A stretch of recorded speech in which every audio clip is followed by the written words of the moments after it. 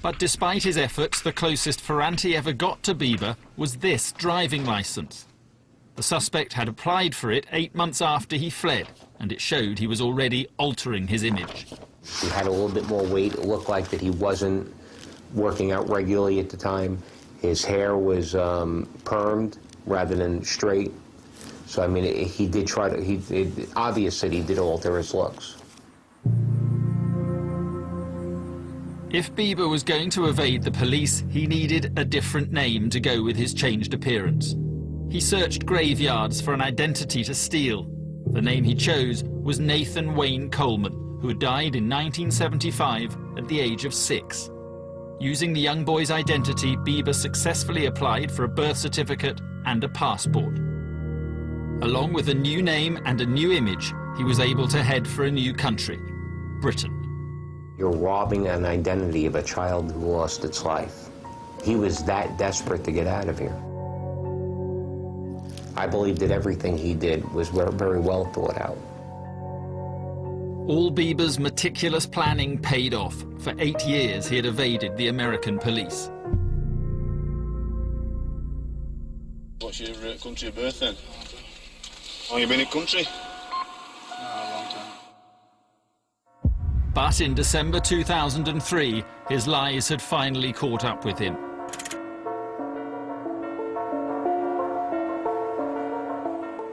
West Yorkshire police now knew the man they wanted was not Nathan Coleman, but David Bieber. And all the signs were that he was trying to escape again. He'd already collected his guns, now he was getting his money.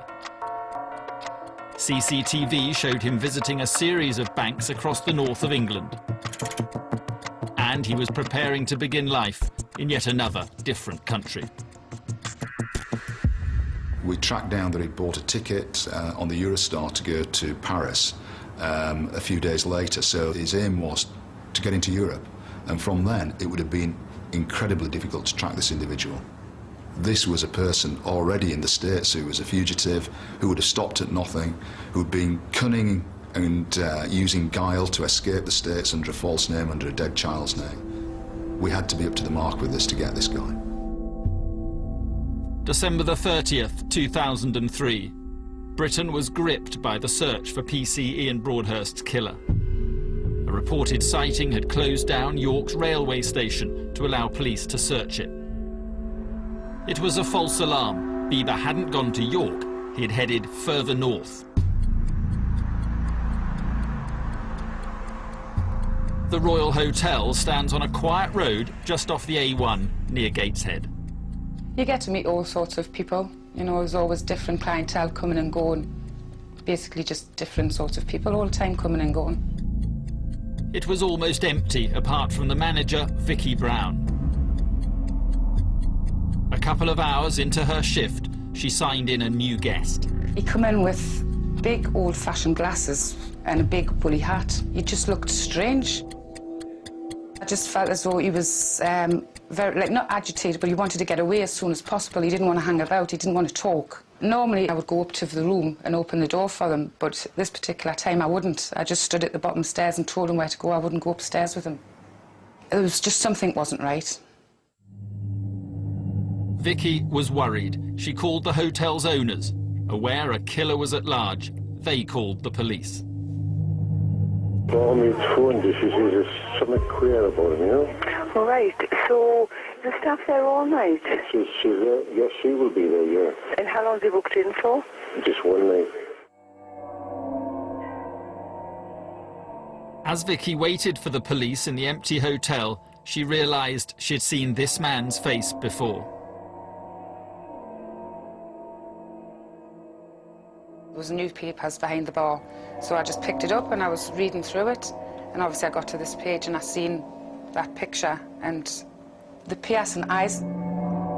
I just remember thinking, looking at him, thinking that's the way he looked.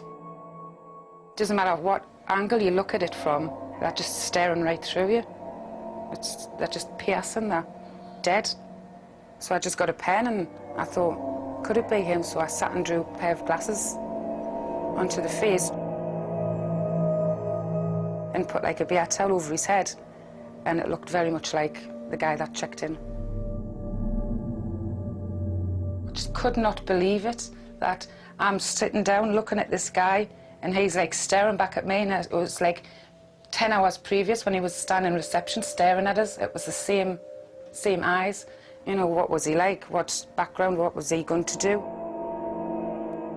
Vicky was alone in a hotel with a desperate, dangerous man.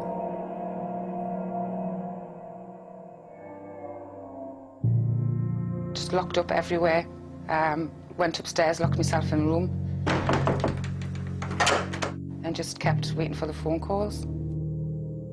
Did he have any reason not to try and get away? You know, if they caught him, obviously he was going away for a very long time, so he had nothing to lose, basically. I was terrified. I was totally terrified. I smoked. It was Christmas, so when the heating goes off, the building cools down, so it creaks, and what's that noise?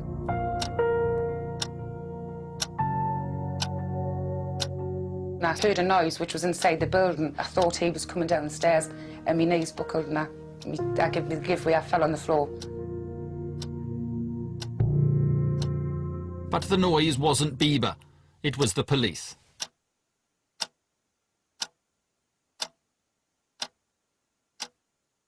It is an unusual hotel to go to, but if you wanted somewhere quiet, you come to the right place. And this time, they weren't taking any chances. A team of armed officers closed in on the room. At one point, the door briefly opened. I firmly believe that he probably could have seen us, but we didn't see him.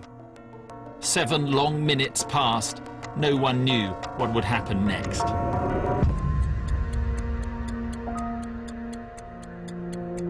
I think that David Bieber weighed up his odds there.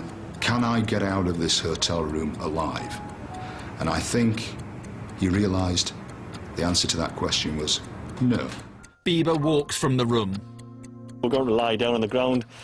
You move his hands away from his body. You instruct the person that when we are going to search them not to make any sudden movements, or they may be shot. And at that point he replied, "You wouldn't shoot an unarmed man." That just sums up the individual that we're dealing with. This is a person who has no thoughts of anyone but himself. Bieber's hair was dyed bright ginger, yet another attempt to disguise himself from the police. But his 8 years of hiding and scheming were finally over, and now it was him who was at gunpoint as he was taken to a high-security police station. I could not believe that this man had been arrested and nobody else had lost their life. It was absolute relief. David Bieber shot and killed 1 unarmed officer and nearly killed 3. So that's the measure of David Bieber.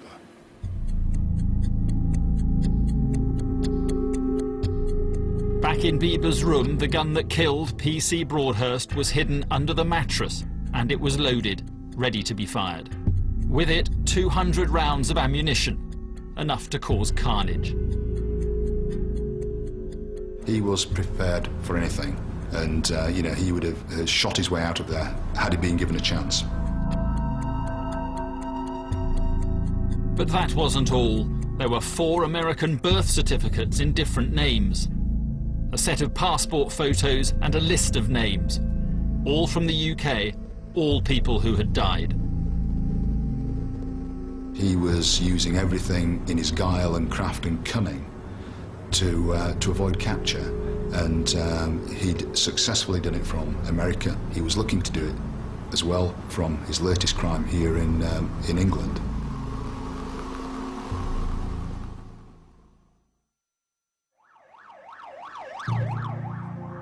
David Bieber stood trial for murder in November 2004. By the end, one of Britain's and America's most wanted men was behind bars.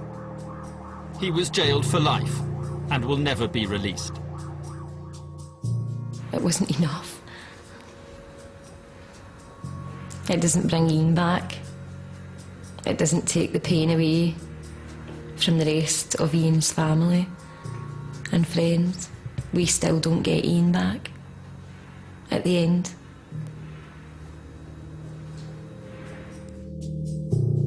But even in his cell, Bieber's still plotting. Locked inside Britain's most secure jail, there's only